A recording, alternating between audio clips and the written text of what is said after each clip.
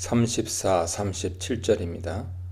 민수기 14장에 의하면 정탐꾼들의 절망적인 보고를 들은 온 백성이 밤새 소리를 높이고 부르짖고 통곡을 하고 원망을 했습니다. 가나안 땅이 두려워지자 이집트 땅을 그리워하기 시작했습니다. 급기야 이집트에서 노예로 일하다 죽었거나 광야에서 고생하다 죽었다면 더 좋았을 것이라고 말합니다. 그들은 선을 넘고 말았습니다. 여호와가 우리를 그 땅으로 인도하여 쓰러지게 할 작정이구나. 불신을 넘어 하나님에 대한 모독입니다. 하나님께서 학대받던 이집트로부터 그들을 구출해 주셨는데 차라리 이집트 노예 생활이 더 나았다니요. 더 이상의 배은망덕은 있을 수 없었습니다. 이스라엘 백성이 이집트로 돌아간다는 것은 사실은 옛사람을 벗어버리고 죄의 속박으로부터 해방되어 새 사람이 된 그리스도인이 다시 죄의 노예로 돌아가겠다는 것과 다름없습니다. 그들의 반역은 구체적 행동 지침으로 발전되었습니다. 우리가 새로운 우두머리를 다시 뽑아 이집트로 돌아가자. 이것은 하나님의 대리 통치권을 지닌 모세와 아론을 끌어내리자는 것이며 하나님에 대한 정면 도전 선언이었습니다. 여호와께서는 그들의 말을 들으시고 경노하셨습니다. 백성들은 하나님의 말을 듣지 않았으나 하나님은 백성들의 말을 들으셨습니다. 결국 하나님은 당신이 들은 대로, 즉 그들이 원하는 대로 해주겠다고 하십니다. 너희 말이 내 귀에 들린 대로 내가 너희에게 행하리니. 그들은 가나안 땅에 들어가지 못할 것입니다. 여기에는 현 세대 모든 사람이 해당됩니다. 다만 갈렙과 여호수아는 예외였습니다. 모세마저 그 땅에 들어가지 못할 것입니다. 여기서 민수기와 신명기의 보고 차이를 볼 수 있으며 이는 시편 106편에 나타나 있습니다. 민수기에서 모세의 가나안 땅 입성 금지는 모세 실수와 불순종으로 인한 징벌 성격이지만 신명기는 백성들의 불순종에 대해 모세가 책임을 지고 백성들과 더불어 가나안 땅에 들어가지 못하는 징벌을 받았다고 말합니다. 또한 시기적으로도 차이가 있는데 백성들은 정탐꾼 사건 때 모세는 얼마 지나지 않아 발생한 식수불평으로 그러한 징벌을 받습니다. 하지만 단순히 민수기와 신명기 신학과 자료 차이 때문으로 볼 필요는 없습니다. 신명기와 민수기 초점이 다르고 과거의 사건들을 뭉뚱그려 기술하는 특징 때문에 생긴 차이로 볼 수 있죠. 민수기와 신명기의 엇박자를 다음처럼 정리할 수 있습니다.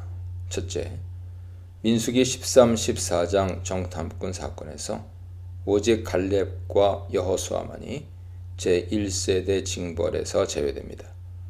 이것은 모세가 백성 지도자로서 제1세대 반란의 책임을 지고 가나안 땅 입성 금지 대상에 이미 잠정적으로 포함되었음을 암시합니다.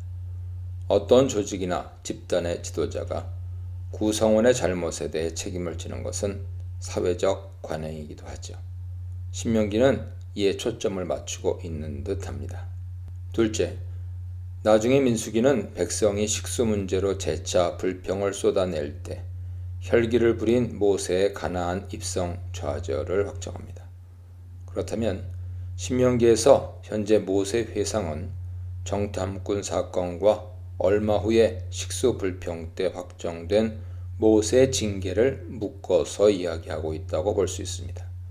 어찌되었든 모세의 징벌도 사실 그 발단은 식수 문제로 인한 백성의 불평과 반란에서 비롯된 것이죠. 분명 두 책은 초점을 둔 강조가 다른 것으로 보아야 합니다. 민수기는 모세의 실수와 그에 따른 책임에 더 초점을 맞춘 반면 신명기는 그런 결과를 초래한 백성들의 반란에 더 집중합니다.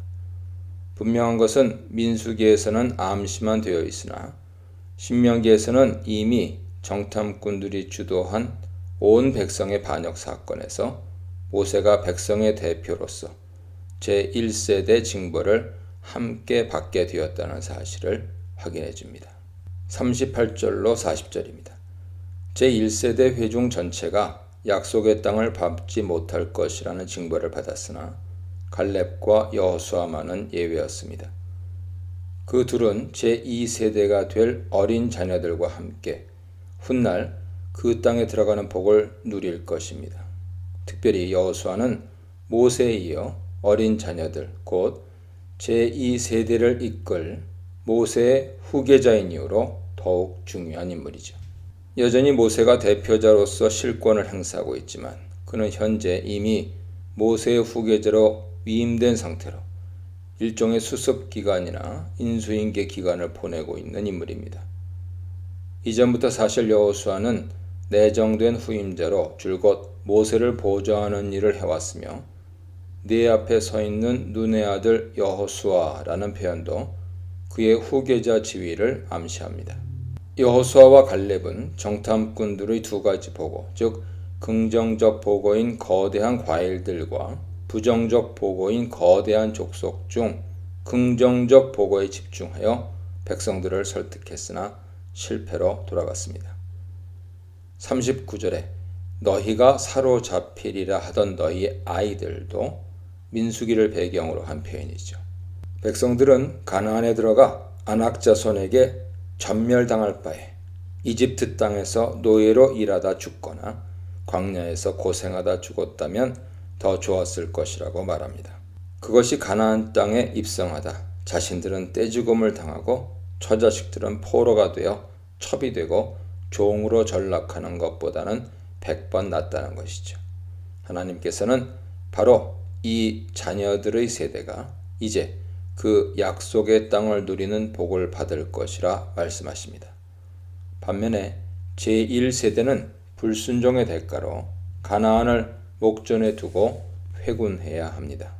하나님께서는 방향을 돌려 홍해길을 따라 광야로 들어가라고 명령하십니다. 이 홍해길은 아카바만의 홍해를 가리키며 따라서 그들은 북진을 멈추고 이제 뒤로 돌이켜 홍해를 향해 남진하여 광야로 다시 들어가야만 합니다. 41절로 46절입니다. 이스라엘 백성은 아침에 일찍 일어나 산꼭대기로 올라가 가나안 땅으로 진격하기로 결정합니다. 모세는 뒤늦은 그들의 결심과 어리석은 역행을 만류했습니다. 또한 하나님의 법궤는 진영 안 성막에 머물러 있으며 순종하는 모세는 그분 곁에 서 있습니다. 다시 말해 하나님은 움직이지 않으셨습니다. 총사령관 없이 전쟁터에 나간 고집스러운 이스라엘 군대는 벌떼처럼 달려든 아모리 족속에게 대패당하고 호르마까지 퇴각하게 됩니다. 민수기에서는 아모리 족속이 아닌 아말렉인과 가나안인들이 그들을 무찔렀다고 설명되어 있습니다. 즉 신명기에서는 아모리 족속을 가나안 대표 부족으로 부각시키고 있는 것이죠. 전쟁에서 패하고 돌아온 백성은 대성통곡했으나 하나님은 그들의 뒤늦은 탄원을 듣지 않으시고 외면하셨습니다. 하나님의 형벌은 가혹했습니다. 그들은 이제 가데스를 중심으로 오랜 세월 광야에서 방랑해야 합니다. 가데스에 여러 날을 머문 회중은 결국 그곳을 떠나 광야로 들어가 2장에서 보듯이 세일산, 아카바만 해변 일대와 바란 광야를 유랑하면서 다시 훗날 아마 제40년에 가데스로 되돌아와 거기에 진을 칩니다. 결국 정탐꾼 사건 이후 그 기간이 대략 38년 세월입니다.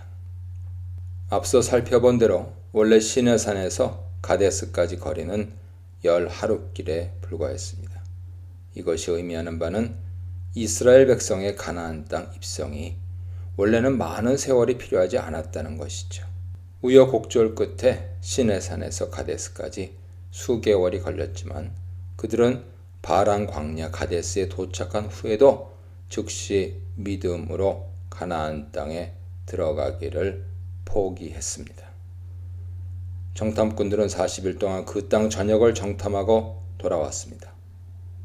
이제 하루를 1년으로 산정하여 그들은 앞으로 모압 평지에 도착할 때까지 40년의 세월을 광야에서 보내야 합니다. 결과적으로 10하루 여행길 이후 들어갈 수 있었던 가나안 입성은 불순종으로 인해 40년이라는 한참 뒤로 연기되고 말았습니다. 그러는 동안 세대가 교체됩니다. 믿음대로 될 심판, 믿음대로 될 구원, 앞당겨진 심판, 꼼짝 안 하시는 하나님에 대해 묵상해 보시기 바랍니다.